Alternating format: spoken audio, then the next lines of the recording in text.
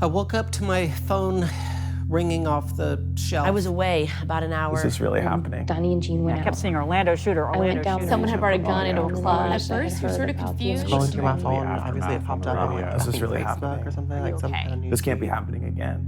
But there were some people that we didn't hear back from.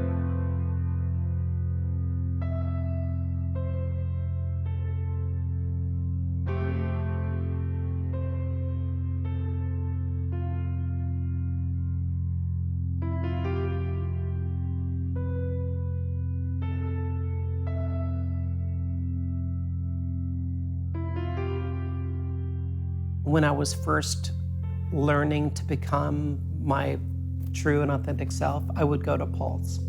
And I was embraced at Pulse, and people that worked there took me under their wing and guided me through everything from learning how to put on makeup, to what to wear, to working on your voice, to all kinds of different things that made me feel safe and protected and embraced by a community.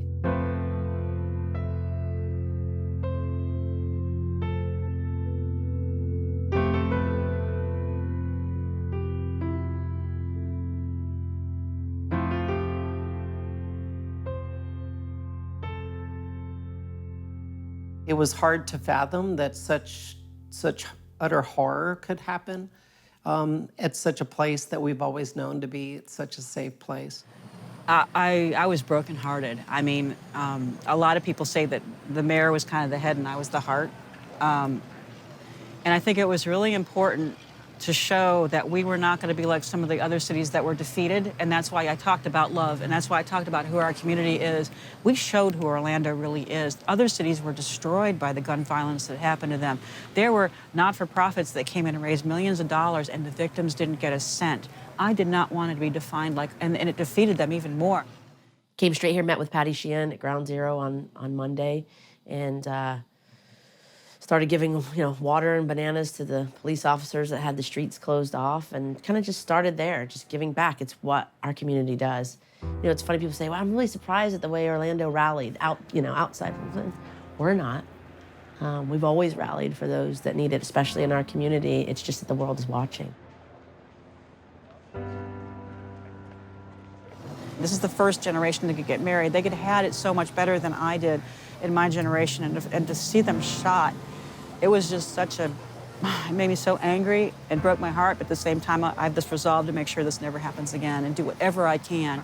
A lot of people think if you weren't shot and you're not physically in a wheelchair that you're not crippled, and these kids are mentally crippled. And then you have those that were just, and I hate when people say just there.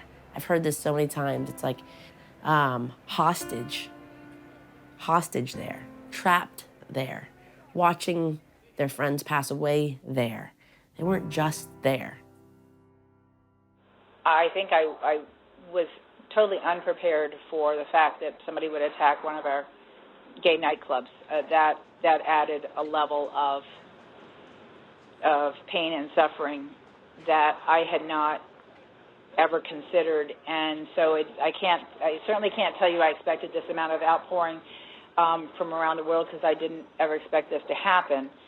I think what was surprising in a most profoundly positive way was that the world did not hide in showing their support, did not hide from the fact that this was an attack on the LGBTQ community. A terrorist attack, yes, but also a hate crime.